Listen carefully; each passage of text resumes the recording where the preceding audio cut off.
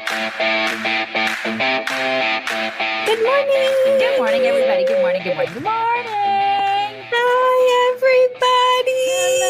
everybody. What is today? Is today Thursday? Yes, it's Thursday. God, it just snuck right up on us. It just got right behind us, and it was like, boo, it's Thursday. Peekaboo, it's Thursday. Crazy how that happened. I have in front of me a printed out email from Donja McCormick. Hi, Donja. And Donja wanted to write us about My Pillow and also to give us a big thank you. She really, really enjoys what we do. She said in February, we had plans to take a trip. No freaking pandemic was keeping us home for my 50th birthday. There you go. But the wonderful weather, and then she put a snowflake, kept us from it. Anyway, my husband surprised me with My Pillow towels and sheets. Buy one, get one with code CHECKS. I had been wanting them for so long. They are definitely the best. And then she also wrote, you both are great. And coming from a husband who's very picky about friends, he said to me the other night while I was finding a clip from your show that day, I think they'd be the type of people we could hang out with. Oh, that's really nice. Isn't that great? So that is from Donja McCormick, who loves My Pillow stuff, and you would too. Everybody would. Everybody would, because they're amazing, and you should use code CHICKS at 1-800-875-0513 or go to mypillow.com. You guys, it's $44.98 for a set of their amazing towels. That's more than half off. Yeah. Hello? They're amazing. They're worth every penny. Even when they're not almost like more than half off. Every single penny. That's right. I don't know why people would not want to like just have My Pillows and My Pillow blankets and towels. It's just like a big pile. In the pillows. Right. All right. What's going on, Swarnamont? Oh my God. Well, you're angry. Let's get that out of the way. I know you want to get the anger out of the way. Yes. Okay, so I heard a thing yesterday. She's so mad at me. She's like, we don't want to talk about this because it's anger. We don't want to be angry. And I'm like, listen, okay, I got to get this out of the way. So I heard yesterday there's this as Mock would say, hullabaloo about Biden and all of his people, mostly like Chuck Schumer and all of these yahoos, wanting to cancel $50,000 of student debt for people. That's what they just want to cancel student debt, as if student debt will just go poof away. Bye. It's just going to go away. And I just have a huge problem with this. So I get really angry about it because this whole notion of being able to cancel student debt for people who have worthless degrees really irritates me. Just because you have a worthless degree, a gender studies degree, listen, I have a liberal arts degree that's useless. It doesn't mean that it's your responsibility to pay for it. But I mean, if you got a degree and you can't get a job now, it's not anybody else's responsibility to pay for that degree. Moreover, if you were told you have to get a degree and then you went and got a degree and it cost $100,000, or if you thought I'm going to go get a master's degree that costs $100,000 and it's worthless for you, or somehow it's not giving you an ROI, sorry, that's not anybody else's responsibility to pay for that degree. Since when is that an okay thing to think that somebody else has to pay for debt that you have taken on? No matter what kind of debt it is, like whether it's student debt or car debt or house debt or whatever kind of debt it is, I just feel like this is just insane that we're even bringing forth the notion that somebody else has to pay for your debt, whether it's student or otherwise. And how does that even work with the lenders? So the lenders who are actually getting the monthly payments, they're just going to be like, hello. Right. It's nuts. And this is what we're telling a whole generation of people. And I know young people that are like, oh, it'd be awesome to have my student debt just completely gone. It'd be great. It's like, yeah, okay, but you took on the debt, you moron. So it's and not, it doesn't just actually vanish, right? That's the part they don't understand. This is the thing. Like, other people are paying for your crap, and that is not okay. So anyways, that's bothering me. That's happening. Chuck Schumer was all like, talking about that yesterday. So, oh, God, I cannot stand that man. So that's happening. Meanwhile, people still haven't gotten their refunds, their IRS, their tax refunds. Like, as of 3 days ago, I saw an article that said people still haven't received their refund checks. That's your money. So the government is doling out these like $300 whatever the stimulus COVID BS checks they're sending out to all these people all over the country because, people don't want to work. It's easier to stay home and nicer to stay home than it is to go out and actually get a job, because we have this entitlement cancer that's just spreading across the country. And so people are doing that rather than going. There are gajillions of jobs available. So many jobs. I mean, I drive by places every day that when I'm driving my daughter to and from school and I'm out and about, I'm like, seriously, people are, especially in the restaurant industry, I was just like that just alone. There's so many people that are just dying for people to come in and work for them. And people won't work because it's just much better to sit at home on their butts and collect a check. You can make like $40,000 a year just sitting at home, right? And finally, Eric Holcomb, our governor, decided, you know what, we're gonna go ahead and stop that excess unemployment weekly benefit. That's so, nice but not even yet. Like there's like an effective date of sometime in June where he's finally going to stop doing that. I don't know why do we set these dates in advance? It's kind of like our mayor here in Indianapolis was like, hey, we're going to go ahead and eliminate the mask mandate June 7th. I mean, what? If you're going to do it, just freaking do it. You know what I mean? Yeah. And this is and like people are saying no, like there are people in the comments saying no refund here. This is what, like, it drives me crazy. So people are getting their refunds, but these are people who dutifully pay their taxes every single year without question. They do the right thing. They pay their taxes. These are, law-abiding citizens who do the right thing. And by God, if you didn't pay your taxes like 1 year, your ass would be in jail so fast. I mean, you'd be in the pokey in like 2 seconds. This is what drives me crazy, So it's like, where's your refund? Where's your check? That's your money. They took that money from you. Taxation is theft. I don't know why any Republican governor isn't just looking at anything that Ron DeSantis does and just follow suit. Because then that is what a Republican governor who actually is effective looks like. So do those things. It's not hard. I mean, since they can't lead on their own, follow the leader. Right. Follow the guy with the giant balls. Follow him. It's not hard. Ridiculous. That's all I'm saying. So all that's happening, and I'm really ticked off about that stuff that's happening this morning. All of this ridiculous money stuff that, listen, I've been reading a lot lately about our founders and about the Constitution and about the articles and all that kind of stuff, and just refreshing my brain on all that. You guys, we are so far distance from the way that our country was founded. Read a little bit about it. Make sure that your kids read about it, because we're a mess. We are a giant mess in this country.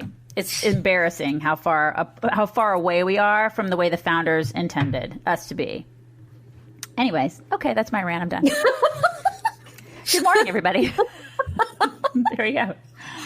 When you're thinking about joining an organization that can offer you amazing discounts and help with some financial planning, help with Medicare and Medicaid planning, help with retirement issues, and all the things that go along with being a mature citizen, then don't join the traditional organization that you've heard all about that sends you all the fancy flyers. Think about joining AMAC instead.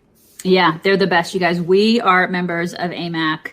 The membership benefits are amazing. Like Mock said, the discounts are fantastic, but also they are aligned with our values, and they do all the wonderful things when it comes to aligning with what we believe in.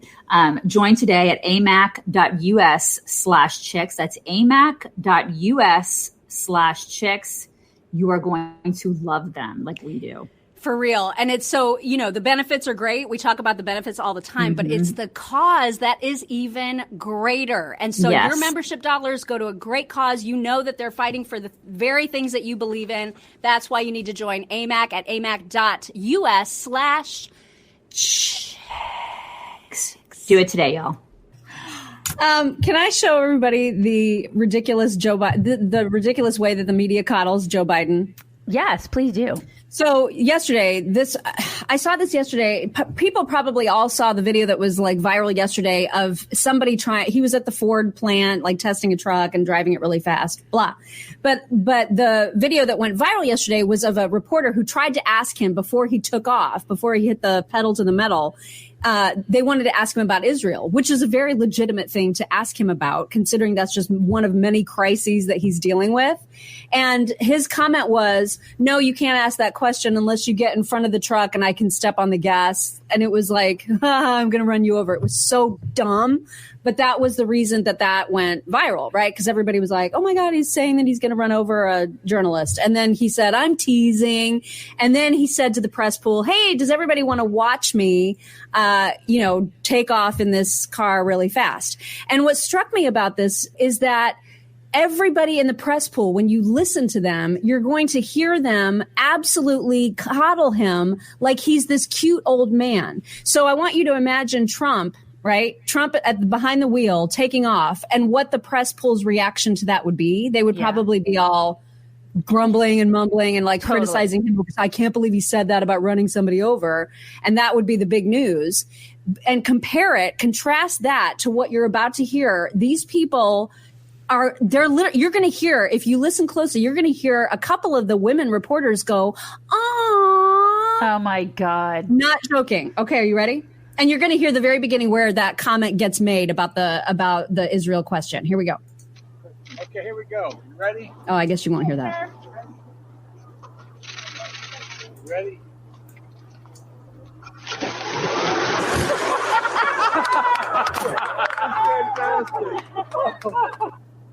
I mean, this is probably isn't the video that showed their reaction long enough. But they're like all giggly and happy. Yeah, there's a video. I'm sorry. There's a video where it's longer because it's somebody's video from the press pool. And you heard a little bit of that laughter, right? Yeah, they're all like, this is the greatest thing ever. And you know what? I wonder if NBC changed it out because at the time that I retweeted it, it was a long time. You heard the laughter and the, oh my God, he's so cute, for a really long time. So I wonder if they actually switched out the video because it was pathetic how much they coddle him. Yeah, but it's like they're treating him like he's this cute little old man. You know what I mean? That's not okay. It's not okay. Well, this is how they've treated him from the very beginning. It's how they treated him all during the campaign, right? Yeah. The guy is half senile. I swear to God, he doesn't know where he is half the time. And they're like, oh God, Joe. Oh my God. Look at him drive, you guys. Look at him drive a truck, you guys. It's so cute. Oh my God. It's just the sweetest thing. He's so sweet. And look at his relationship with his wife. We have people in love in the White House again. That's just what we want, right? I mean, we don't want somebody who can actually run the country. We just we want the feels. We just want the feels. No, we don't. I don't give a crap about your feels. Did you read that Jill Biden apparently told Kamala to go F herself after that debate where they got into it on the campaign trail? Are you serious? There's a whole story, a whole hullabaloo about how Jill Biden was so mad at Kamala. And she said, if she's going to think that despite my husband's record, she can go F herself. Oh my God. She said it. And now they're like BFFs. Oh yeah. Of course. I'm sure. That's how that works. There's no bad blood there at all. I mean, everything is just so dumb. It's all phony. It's all a bunch of phony BS is what it is. Give me a break. Chris Christie, probably going to run for president, you guys. I don't even know why we're doing this. This was so crazy yesterday when I heard this story. I was like, wait, Chris Christie's back? What? Where's he been hiding? And remember, I used to love him. Oh my God. Remember when he was teacher union? He was such a tough dude. He was just awesome. I remember when there was a state dinner here, in Indiana, there was a big state dinner and he was speaking at it and I had the stomach flu and I could not go. And I was so mad. I couldn't make it to that state dinner. And you went and you got to hug him and you got to mock squeeze him and everything. And I was so mad I couldn't be there because I was puking my brains out at home. And because it was a big deal because this was several years ago. Oh yeah, that was way back. That was during the height of his popularity, right? It's when he was the darling. He was. That was when I wanted him and Mitch Daniels to run as co-presidents. Yep. People are probably like, Mitch Daniels, who? What? I don't know. But it was a big deal. This was God, I can't remember the year now. I can't even remember. It was probably 2011, 2000. Well, it would have been 2011. I bet because it was before election time. Right. 2010, 2011. Yeah. And because that's back in the day when Mock and I used to be invited to state dinners. And they like the Republican Party of Indiana used to invite us to that crap. Yeah. And then they were like, we're not going to invite you to that anymore. They say the we're things. not. They don't. Yeah, they they say all the things on the radio now. So those bitches aren't invited anymore. They're not. Yeah. Mm-hmm. Yeah, but now he's talking about running, and he's like, he made a dig at Nikki Haley, who recently talked about the fact that if she were to run, she would gauge whether or not she was running based on whether Trump was running, right? So she was like, I wouldn't, and she said, I wouldn't run if Trump was running. I would talk to him about it. It would be something we'd have a conversation about, but I probably wouldn't run if Trump was running. And Chris Christie is all like, well, I'm not going to base my decision on whether or not Trump is running. So yeah, like out of nowhere, it's just like the left field. He's just like, shoo, he comes flying in. He's like, well, let me comment on what she said. It was just kind of bizarre. It's just like, wait, where did he come from? It was just bizarre. But yeah, that was an interesting. I just did not see that coming. Did not see that coming. Yeah. It was really, really weird. But I mean, first of all, like, wait, you're running? Like, why would you run? Because I don't think that you have. You did that. Remember when you did that and it didn't go well? I don't think that you should. Yeah. And like, who are the people that would vote for you? I'd like raise your hand. I mean, listen, I like the guy. I think he's a cool guy. I like him. But I've always liked him. It's just I that like him too. I wish these people would recognize when their time has come and gone. I just don't like him. I don't like him as president. I think it's like right. I like him as a Republican. Something. I just don't like him. Funny, right? I just don't think. Right. I just don't think he's. I don't know. I don't want him to be president. But like Nikki Haley has been more in the circles of the buzz of running for president or vice president or something of that effect. But I'm just like, wait, that was just so out of left field. So out of left field. And well, talk about left field. Like a few weeks ago, there were rumors going around Twitter that Jeb was thinking about running again. Oh my God. You gotta be freaking kidding. Can you not? Just remember not. Please clap. Remember that? Please clap. Oh God. Oh my gosh. Oh my God. I cannot deal. No. Great news, everybody. Anna Paquin has announced that she is very, very proud of her bisexuality. Oh God. Can we have one day where a celebrity does not announce something about their sexuality? Can we just not? Apparently not. Can we go one day? Apparently we cannot. I don't give a crap who you sleep with. I don't care. Are we supposed to? Is this this is a thing now? She's very proud. Aren't you proud of how straight you are? I'm so proud. I'm so proud of the sex that I have with my husband, you guys. I'm so proud. We should come out. You know what we should do? We should come out with a whole video where we just talk about that. We just do a proclamation of our straightness with our husbands, with our our respective husbands. We should do that. Neither of our husbands would ever agree to be in that video. Right. Our husbands would be like, GTFO. It's so great. Scary. It's so great. Yeah. So anyway, Anna Paquin, she wants everybody to know that she's bisexual. Isn't she married? Yes, and I'm so glad you said that. And this is the controversy, right? She is married. I think she may even have children with this guy. What? Well, but see, there's backlash because now people in the LGBTQ community are like, this is so ridiculous. Like it's not brave to be bisexual and then just go and have a heteronormative life with somebody. Like apparently she's not allowed to have a long-term relationship because she's proclaimed her bisexuality. And so she's like, listen, I am married and I love my husband, but I am bisexual. I am sexually attracted to women and men. So, and the fact that we even have to know this at all is so dumb, but it's what's happening. That's true. Like, why is it our business? I don't know. Remember when this stuff wasn't our business? Remember? It was so much better of a time when it was just really not anybody's business. This is why I love the 70s and 80s. None of this crap is our business. I know. And we had like Mr. T and you remember that? Remember? Like Pac-Man and stuff. That's so funny that is like your go-to of those times. Like Mr. T and Mr. T, I Pity the Fool, and like Pac-Man. And you know what my mind went right and to? Growing Pains. And then also Growing Pains. Yeah, I went straight to Olivia Newton-John Physical. Totally. I don't know. I don't know why. Isn't it that's so indicative of the two of us? You go to Olivia Newton-John, and I go to Mr. T. I pity the fool. Like that is, if that's not indicative of our personalities, I don't know what is. It so is. So is. The Biden border lies continue, and the left gets very ugly towards Israel. I'm Sarah Carter. On the latest Sarah Carter Show, California Congressman Mike Garcia joins me to explain how the border crisis is spreading further into the country. And I expose widespread hatred Democrats have for Israel. Subscribe to the Sarah Carter Show wherever you get your podcasts. Did everybody hear about Mayor Lightfoot yesterday saying that she's only going to talk to brown and black journalists because Beetlejuice. Because Beetlejuice, blatant racism is fine when you're doing it for anti-racist reasons. Right.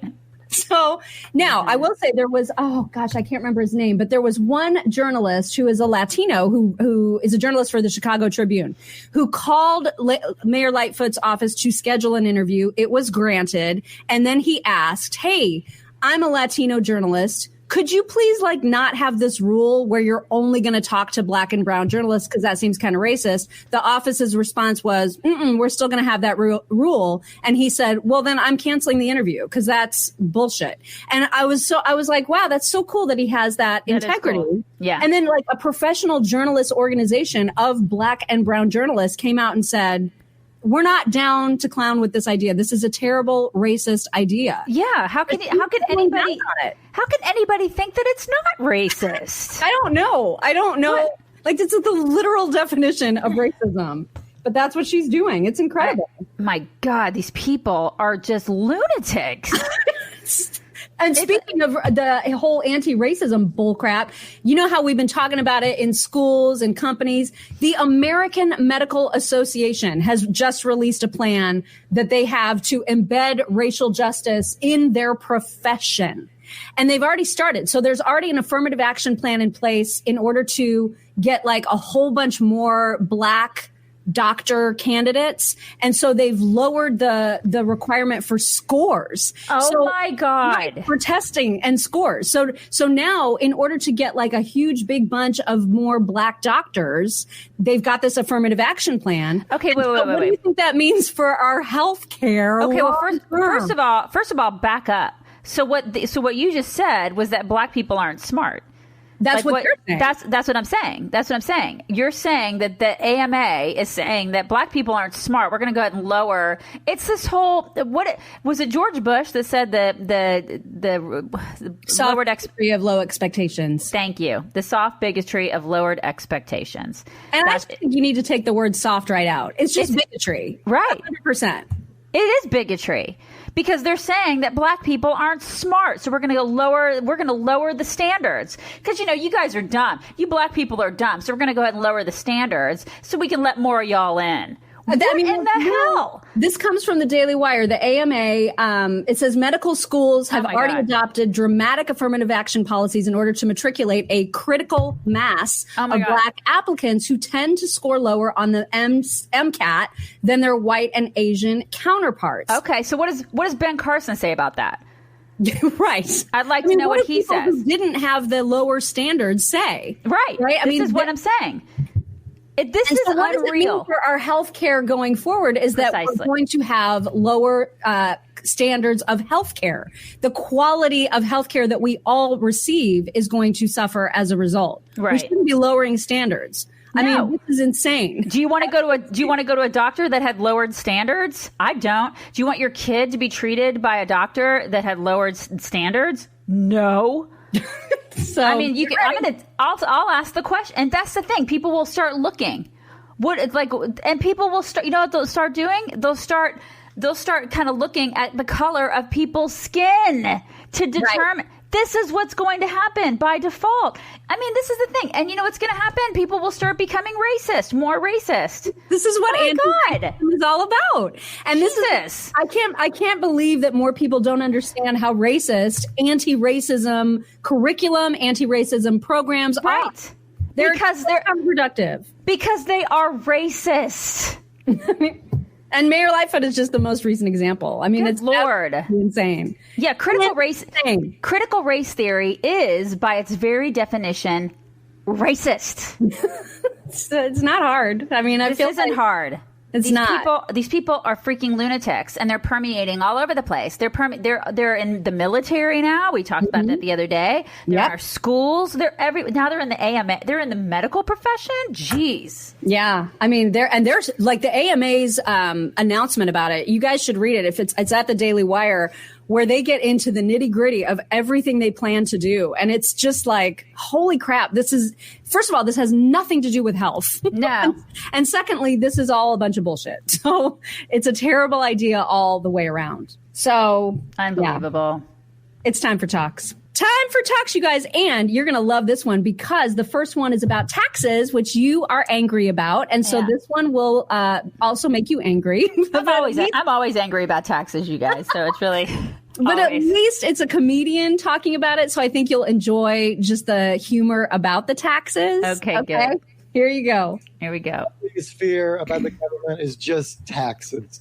I worry about it all year long because other countries, the government will tell you what you owe and then you just have to pay it. Here, the government's like, okay, what do you think you owe us?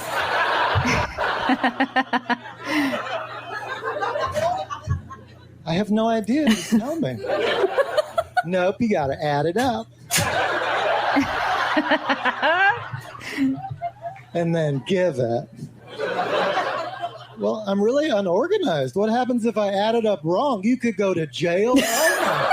It's true. I know. It's true. That's terrifying. Mm-hmm.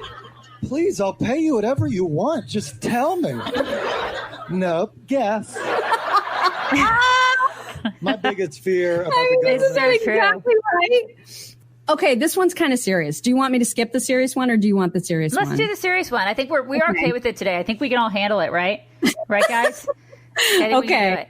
This one is a nice commentary on the fact that so many people in the scientific and healthcare and medical communities are silenced, right? So if they have wrongthink about COVID, then they are not allowed to have a voice at all. Even though, as we've seen over these past however 15 months now, we learn about COVID and the rules change and the science changes and it evolves. And so now things that you would have gotten in trouble for saying 12 months ago are actually proven to be true. And so this guy does a really nice job in 60 seconds of just explaining this phenomenon. Here he goes. It's sad that I have to say what I'm about to say, but we are where we are. The thing that makes science is that it welcomes an opposing view. It allows for scrutiny of data. It allows for the assumption to be questioned. It allows for you to disprove what's been proven already. That is what science is. And so when you have the issue of COVID and you have researchers, doctors, and clinical professionals being silenced because they're not repeating like parrots what the other side is saying, now you know it's not about science. Now you know that's become political, and that makes me question everything that's being shared about this topic. Mm-hmm. It's sad that I have to say what I'm about to say, but we are where we are. So true. I thought he said that so well. Yeah, it's an absolute true statement there. Yeah. Hopefully you guys will get a chance to check out our deep dive podcast that came out yesterday, although iTunes is having some really squirrely issues right now where our entire account disappeared. I don't know if it's back. I'm hoping it's back. Like I was able to access a few individual episodes, and I'm hoping that gets squared away. But it is available on all other podcast platforms.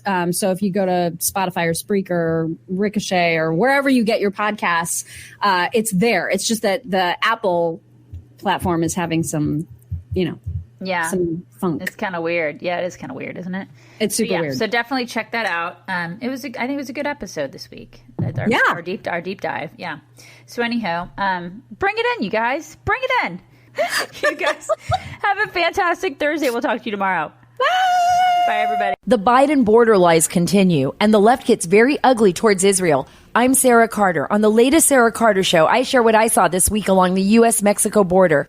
California Congressman Mike Garcia joins me to explain how the border crisis is spreading further into the country. And I expose how hatred for Israel is now commonplace in the Democratic Party.